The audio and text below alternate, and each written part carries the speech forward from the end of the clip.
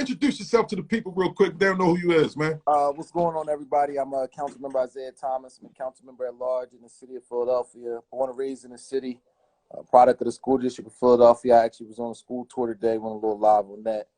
I know that's a hot topic right now. But I wanted to come say what's up. I know you invited elected officials. I think it's important that when people send invitations, especially right now, you know, that we respond. So, you know, somebody told me you was here. I wanted to come say some tough questions. Hey, listen, I appreciate you stepping up to the plate. Yeah, listen, but let's get this out the way first, because this is the hot topic. Like, we want to clear up this whole what happened with this whole Philly fighting COVID situation with the contract, why the white people get it, and why, you know, the black doctors, you know what I mean, didn't get the contract. So you can break it down to the people, because I know you got some, you know what I mean, you was there on the committee and know what happened, what's going on. Yeah, so you can break it down and let the people know what's going on. I'll say my perspective. Zeke, give me a charger. All right, so because this is going to take a while. I can see that right now. All right. Yeah, absolutely. Yeah, so I know we're going to get to the bottom of this tonight. Yeah, so I'm on a committee where the organization came to testify before council, right?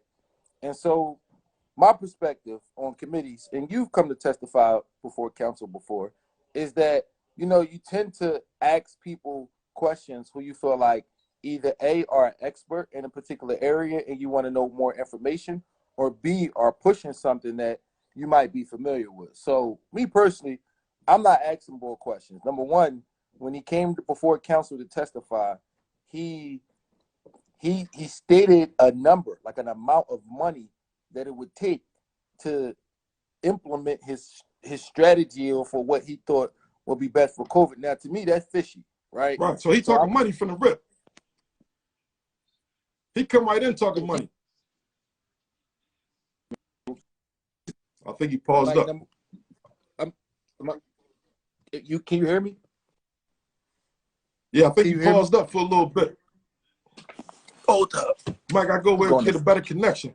This for the people though, man. I just want to let y'all know real quick. While Council Member Isaiah Thomas getting a better connection, man, I appreciate all y'all tuning in, man. Like, because this is real right here. Like, this is something I'm trying to do for the people, man, because we got to get to the bottom of these situations, man.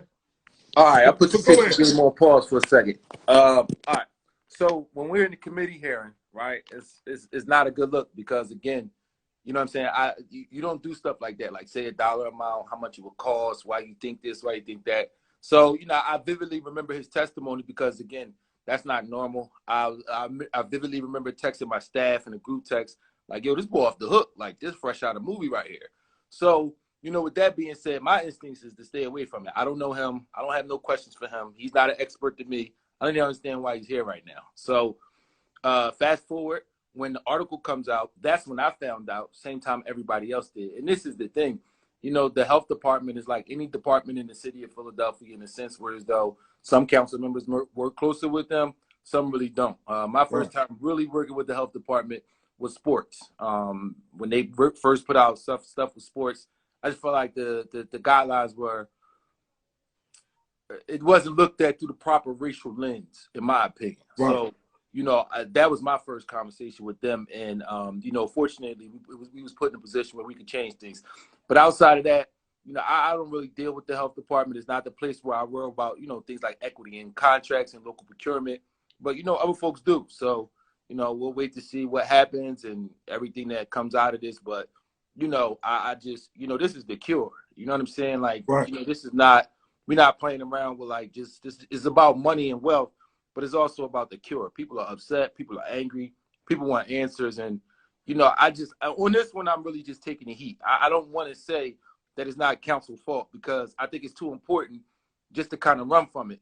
But what I will say is I'm not in charge of no contracts, and I'm not going to jail over anybody. That's no. No, I don't play that way. So all right. So as far as the whole Philly is, for anybody who just tuning in, this is Council Member Isaiah Thomas. We're talking right now about the whole Philly Fighting COVID situation. If you don't know, the Philly Fighting COVID is a nonprofit who had a contract to distribute the vaccines in the convention center.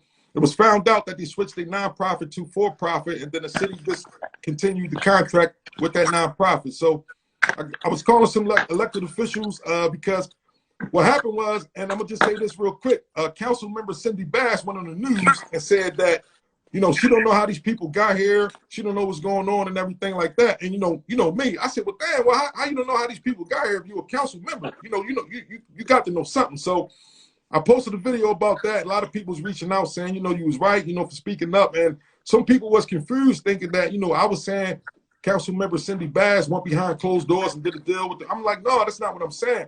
What I'm saying is her as a black woman, right? If you was on this same committee that council member Isaiah Thomas was on, you heard what this man was saying, you should have spoke up more for the black doctors who was already doing the work. That's all I was saying. So I think that and I'm listening to you too. I don't want my phone to die. I don't think you're wrong in saying that.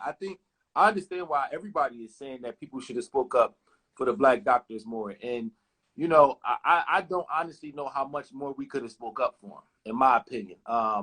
When the pandemic first hit and they hit the ground running and testing first started, you know, we really pushed for them. And, you know, they ignored us. They didn't really give them support. It took months for the Black Doctors Consortium group to get support. And, you know, even after this, they're saying that they did give them support as it relates to vaccines, but they just didn't give them as much as the other group. Right. So part of it is advocating for the Black Doctors Consortium, but the other part, in my opinion, and, you know, Michael Cord wrote about this too, and I agree with him 100%, is really having an honest conversation about institutional racism. Right. Because at the end of the day, you know, you can't argue credentials and qualifications. The only thing you can argue is that somebody gets to become a millionaire. Real rap. That's just somebody gets to become a millionaire. Because if you don't understand, what ends up happening is whatever organization gets the majority of the vaccines, they then get to bill the federal government for every person that they vaccinate. So that's not just with the vaccines, that's testing too. So when the organization say, you know, we're giving out free testing on the low, that benefits them because the more people they test, what? The more people, more money, bill, right. the more Right. money they get. So some of these organizations are going to want to test as many people as possible. And, you know, from a safety COVID perspective, we need that, especially in our community. Right. But on the fiscal side, right? Like this just wasn't about the distributions of the vaccine. This has to be a conversation about institutional racism, because at the end of the day, this is an excellent opportunity for the Black Doctors Consortium and all those folks, not just to help us in a health way, in a science way, but also hopefully in an economic way. You know, I've just met Dr. Alice Stanford, but I actually know Mr. Marshall Mitchell, Reverend Marshall Mitchell. I know him somewhat well, and a lot of people I know him pretty well too. So when you have folks like that who get an opportunity to be in charge of resources, right, you know, they're going to hire more people that look like us. They're going to help more people that look like us. And I think, you know, the Inspector General is going to have the conversation about who broke the law. I think what our responsibility is on the council side, and what we have to do, is have the tough conversation around institutional racism. And, you know, why is it that Black folks don't get an opportunity to wealth when it comes to the city of Philadelphia, specifically through our procurement initiatives? And just to piggyback off that, because I listened to the interview that Dr. Alice Stanford did with MSNBC, and she said straight out, you know, let's talk about the racism. You know, she said it was straight up racism, because if you have a 22-year-old white kid, basically, with no medical experience at all, no medical credentials, and the city, this is Philadelphia. Like I said, come on, councilman, we ain't talking about, you know, a city in Idaho or somebody, you know, Arkansas. This is Philadelphia.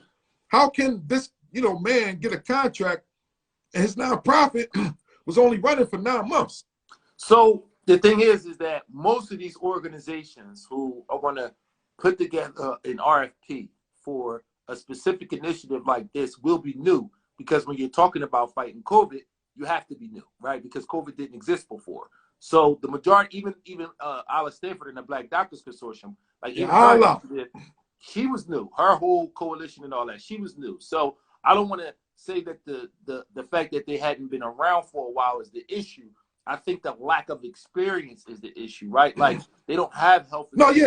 I'm sorry. They don't have experience running the business. You know what I'm saying? Like they haven't been around for a while. You definitely question the credentials on the business side and the health side.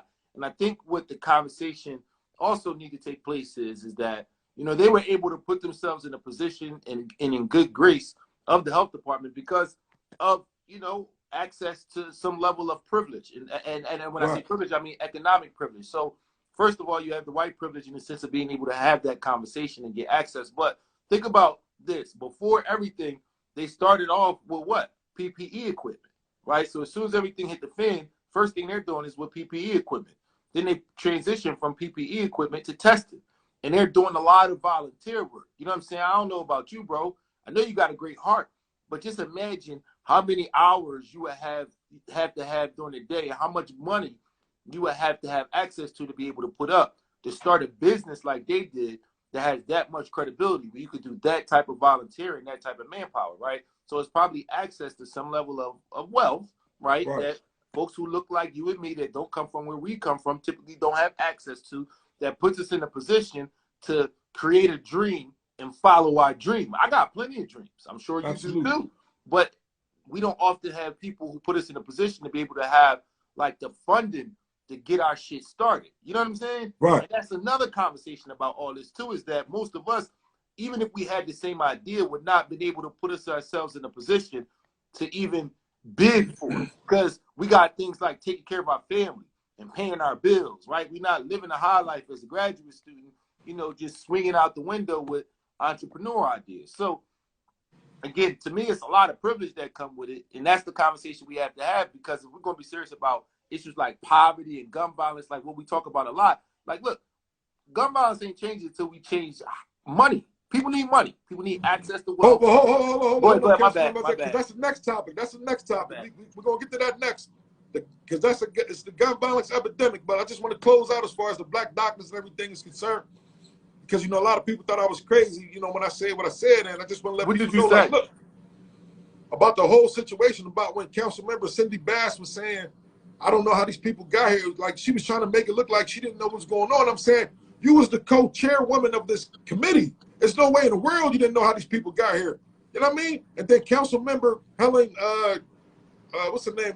Gilmore Richardson, I guess she wanted to add me in a post from June showing when a couple of city council members got the funding for the black doctors just to do the testing, which had nothing to do with what I'm talking about. I'm talking about Cindy Bass saying she knew nothing about these vaccines. So why would you tag me in the post with that? And you know what I said about her. Now she want to reach out saying, call me. No, and that's what I'm telling the people. Yeah, you can't tag you in no post. That's just not a good idea. Don't tag Ikey Raw in the post, especially if you don't, and you're wrong. Right. You know what I mean? You're tagging me in something with June. I'm talking about January right now. I'm talking about Philly fighting COVID. Understand what I'm saying? So when people think when I snap, they're like, oh, you the bad guy. No, I'm telling you, this is what's going on. I don't have to. So I appreciate you coming on. So we're going to leave that conversation there as far as that's concerned. We know the city is looking out to do some things with the black doctors and all that, so hopefully everything work out. But now the gun violence epidemic, as we know, last year in Philadelphia, over 500 people were killed. You know what I'm saying? It wasn't all due to gun violence, but, you know, the majority of the killings was, you know, gun violence. This year, it's over 50 murders. We haven't even had 50 days. So as far as, you know, can you talk to the people, let them know what you feel about this whole situation? Because I know me and you rap, we talk. Yeah, I think, you know, gun violence, like a lot of the conditions that we're facing put us in a position where it's worse than what we've seen in recent history. But, like, you know, these aren't new problems. You're talking about poverty, big time issue. You're talking about schools, big time issue. But you also talk about a mindset, a culture that exists, right? So we can do band-aid things right now, like, you know, more resources and declaring a state of emergency and some of the other things that folks are talking about. But if you're talking about like systematically changing gun violence, you know what I'm saying? Like that happens when we do a deep dive and really be serious about poverty, right? Like we can't say we're serious about poverty and giving contracts like this out. Like that's not, we're not serious. No, you're not. That's not, nobody believe that shit. You know what I'm saying? I can say I'm serious. I believe what you show me, not what you do. You know what I'm saying? So we can't say we're serious about poverty. We got to show people we're serious about poverty. And then our schools, right? Like the combination of those two things are what we can control, because hopefully that changes like mindset and culture. But I think one of the things that we're on the hook for right now, and I give, you know, Councilman Johnson a shout out because he's the champion when it comes to this stuff, is we got to do better by victims. Because at the end of the day, as members of city council, deep down inside, can we really fix gun violence? Like any real who really understand what goes on with gun violence and who really understands what the city council is going to look at city council and say, ain't nothing y'all can really do about that. Y'all can try, y'all can fight, y'all can help.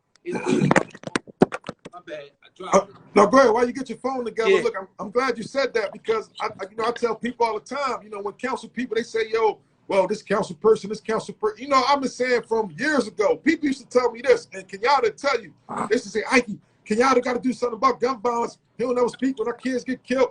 And I'm like, well, what you mean? I went down to City Hall one day, at the council meeting one day. I said, yeah, listen, people in South Philly, they telling me you don't speak about the kids, whatever, like when they get murdered. He said, I talk about the kids when they get murdered all the time. He said, I have seminars, for people to get job fairs. He said, matter of fact, I'm having something in the week, right? I came, he had jobs, but guess what the jobs was? It was for people like to be a correctional officer, people to work for like PGW, stuff like that. But you have people in there saying, we can't get none of these jobs. Ain't nobody qualified. And that's our mentality. We got people thinking that nobody qualified for these jobs. Yes, it is people qualified for these jobs, but they don't know about it because y'all want to shoot it down and not give people the information because you don't like this politician. Understand what I'm saying? It ain't about that. Understand what I mean? So that's where it transitions to me into what I think we can do better, right? And I think we could get more credible messengers to give people quality information and resources. And I think we could better service victims, families, and children. I think about families because a lot of times, if you know what goes on with the gun violence in the city, there's always an innocent person or maybe even several in the family who had nothing to do with nothing that is either, displaced or traumatized, right? And then you also just have to think about, all the other things outside of the adults that the children have to also deal with too. So you got the adult side with, maybe his grandmom or auntie or whatever goes on there and supporting them.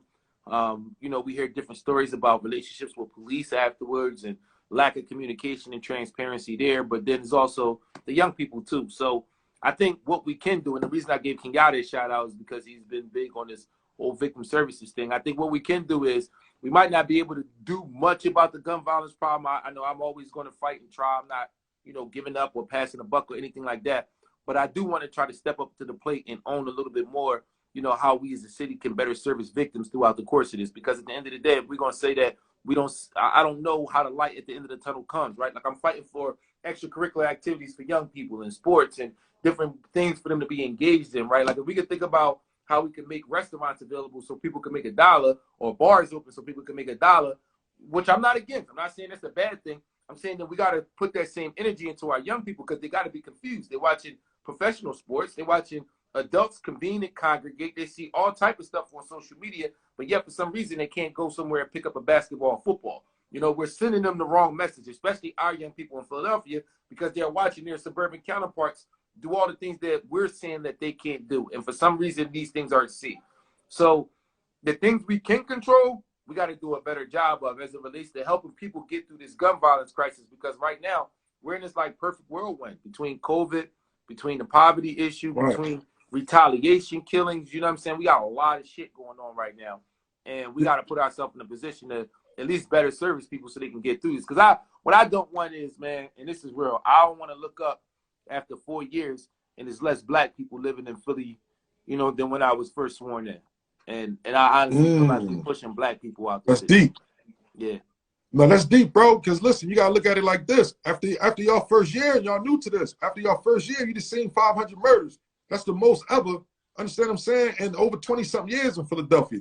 Right. So when we talk about as far as that's why I tell people all the time, it's bigger than just talking about, oh, we got to go talk to the young boys, get them off the corner, and take them where? What you want to do? If I leave out right now and go to wherever, and there's 3 young boys out there or 3 old heads, whoever, and they got 5 guns on them.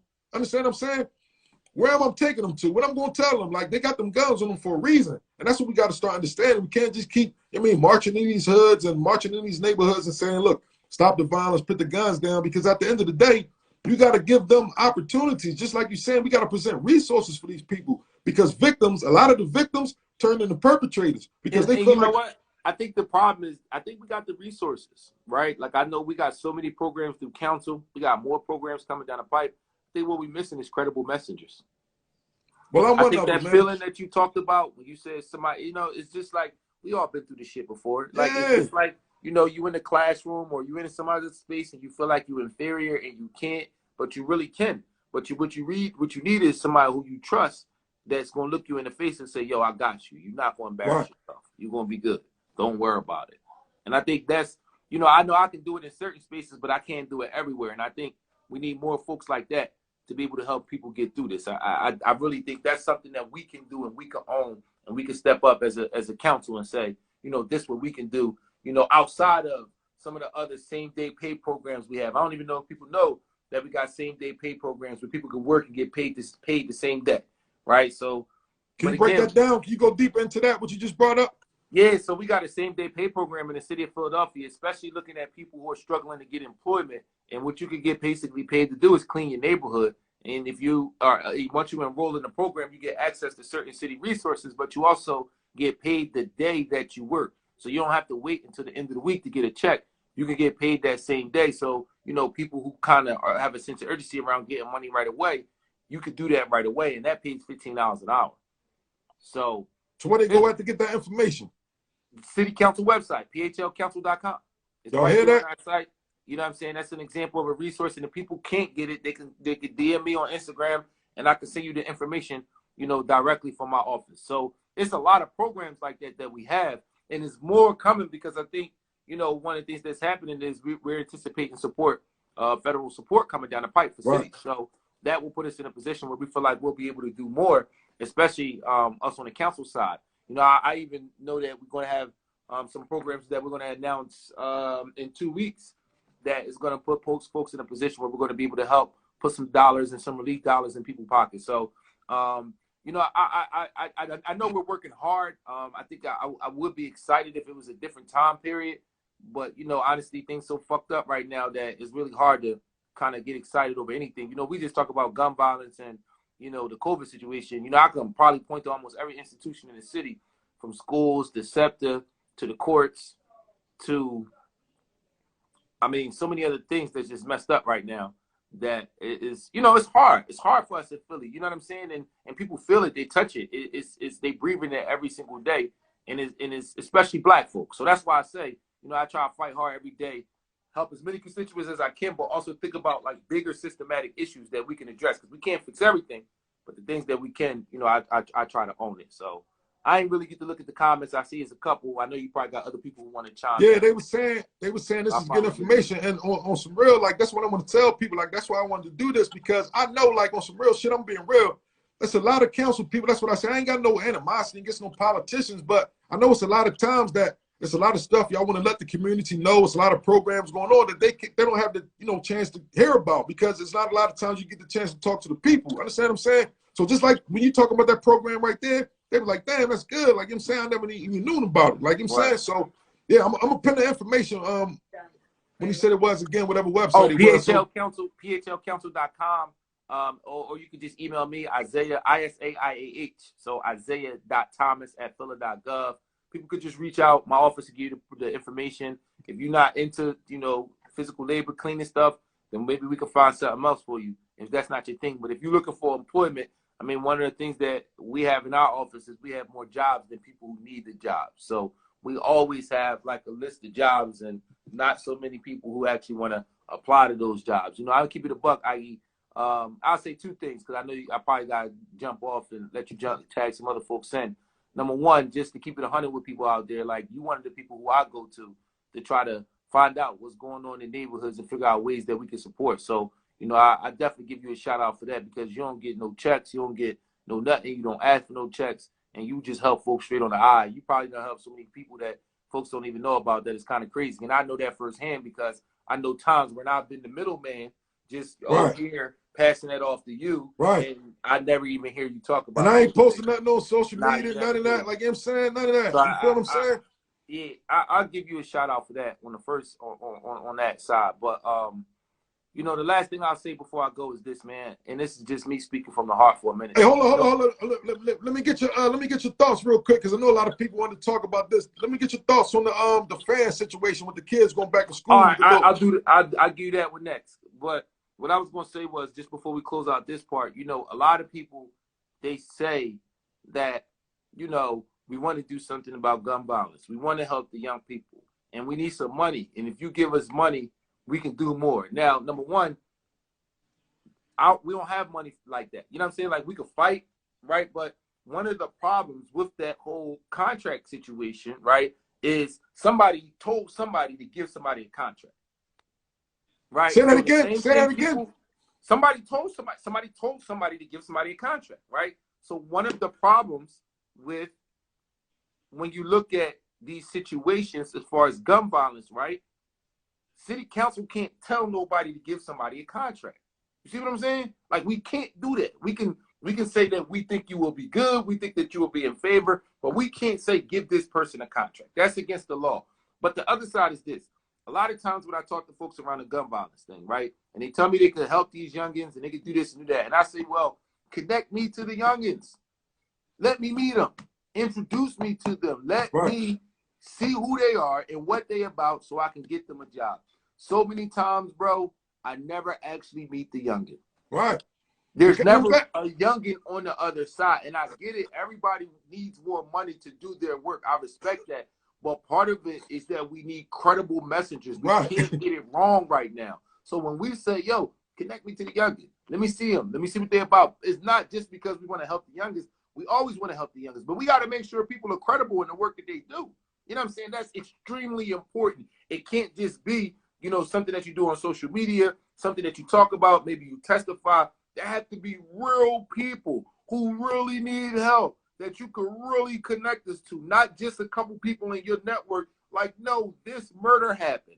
This crime happened. This situation happened. I know such and such. The family reached out to me. And that's the part that becomes a little troublesome because people have a good heart, but they have a new organization and they don't have a hand on the young boys. And the combination of a good heart, a new organization, and no hands on the young boys makes it tough for me to say, yo, go get them some money. Right. I get it. Your heart is good, but right now the stakes is too high for people who got a good heart that want to try hard.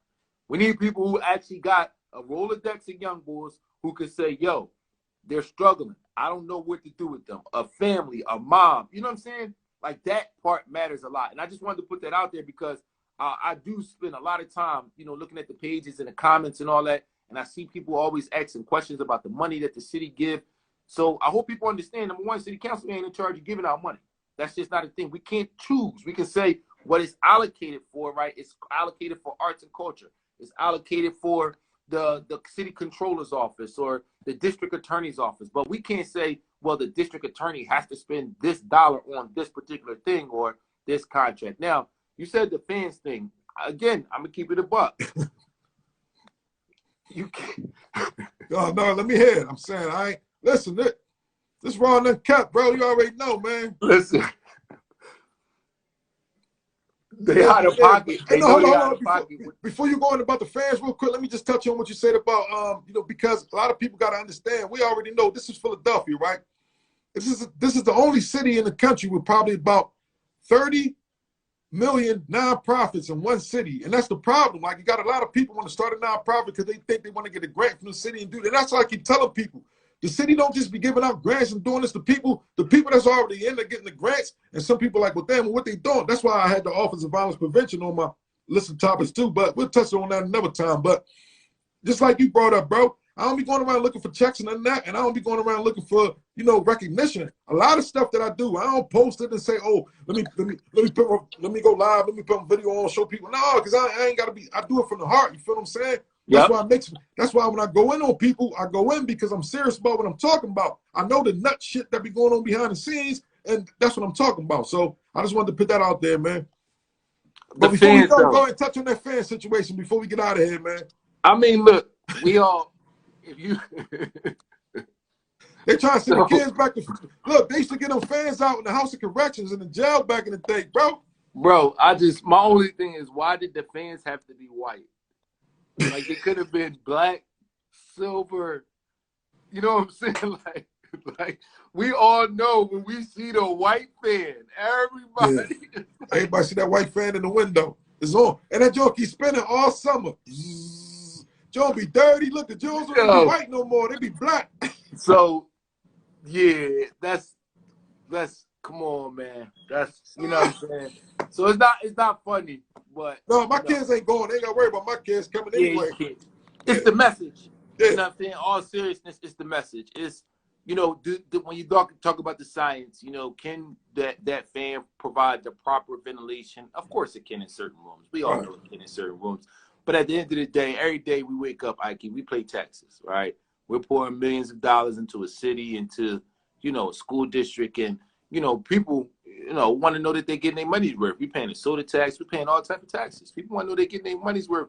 And that's a tough pill for people to swallow, right? Like, you can't tell us, send our kids to these schools, send our kids to these schools, and then let a picture like that leak out. And at the end of the day, you know, part of it is, you know, the joke around the white fan, because we all know what that means. But another part of it is that, you know, if the kids, you know, people ask themselves, and I know folks in the district, and this isn't a knock on them, but the question that comes to everybody's mind is, if the kids wasn't majority black, would you be doing that? Yep. You know what I'm saying? And I was, you know, just in the midst of joking about it, I'm like, look, you gotta give us a fan with a remote control or something, or a special COVID fan, but it's symbolic of a bigger problem that people perceive that our children ain't worth shit. You know what I'm saying? Go back to that institutional racism that we were talking about earlier. And that's not a knock on the district folks, right? Because if you talk to them, they know that that's an optics problem, right? Like, that's an optics problem more than a science problem. And at the end of the day, when you look at the fans in collaboration with what we're doing with the cure, in collaboration with other problems, it's just people just look at it all as government and say, no, I don't believe in government. Right. I don't believe in government. Every time I look up, whatever happened, I know the decision ain't gonna be for me. And that's how people feel. And how can you knock them? Right? It's fans this week. We viral every week as a city. It's fans this week. It's the vaccine last week, right? Before the week before that, they took over with the Capitol insurrection. But people was calling for the commissioner's resignation, calling for like, what's going to be next week? You almost scared to go to sleep at night because you don't know what you're going to wake up to tomorrow. And that's not a good feeling for people to have in our city. You know what I'm saying? Right. That's just not good. So I understand people's frustration around all this stuff. And at the end of the day, that's why I have these conversations. I let people vent. And, you know, people not really trying to hear it. Ain't much you can do about it. That's more of a political science class where you teach government. People want to hear that you're trying to fight. And these issues are too important to say, you know, that's not my responsibility. That's somebody else's responsibility. We got to take a swing. We got to try to do something. That's all I be saying, man. That's why I wanted to present the opportunity for any elected officials. So, look, bro, I definitely appreciate you jumping on this, John, man. Anytime. Yo, shout out to Council Member Isaiah Thomas, man, at-large council member, man. About to go into a second, well, he in the second term right now. I mean, the second year. You know what I'm saying? He definitely going to get a second term, third term, fourth term, how many terms he went, man, because that's what he do, man. Well, look, before I go, homie lover friend said snow removal. If you DM me, I'll help you with your block. I'm the chair of Streets and Services. So if you're having trouble with snow removal on your block, just DM me and we'll call Streets and Services and, you know, we'll try to get them out there. And if they can't get out there, we'll give you a schedule of when you're, you know, we'll give you a response so you know when they're scheduled to come out to your block. So I just seen that in the comments real quick. Wanted to go ahead and throw that out there as well, too. All right, so y'all got that. If y'all need any, as far as your snow removal, just DM Councilmember Isaiah Thomas, so make sure it get taken care of. And y'all know, if he don't come through, let me know. And y'all know, I'm on his ass. let him know. Let him know for sure. All right, all right, bro. I appreciate you, man. Enjoy the family and everything like that, man. Be good, man. All right, peace. I don't know how you get off this, young man. Yo, that was Councilmember Isaiah Thomas, man. He was a council person. He had enough heart to come on here tonight, man. So, yeah, man, just want to shout out to him and all that, man. I'm about to get out of here, man. Y'all enjoy the rest of y'all night, man. Ikey Raw, man, and the people, man. This is what I do for the people, man. You know what I'm saying? So, appreciate everybody who tuned in and everything like that, man. Everybody else, man, enjoy the rest of y'all night, man. I come back next week. Maybe I'm going to start doing this on Wednesdays, man. Wednesday night, open invitation, man. What y'all think, man? If y'all think I should start doing this every Wednesday night, just let me know, man. Every Wednesday night, I have an open invitation at 8 o'clock for any elected official, man. So it's enough of them in the city. We can do it every week. You know what I mean? So y'all enjoy the rest of y'all night, man. Good night, man.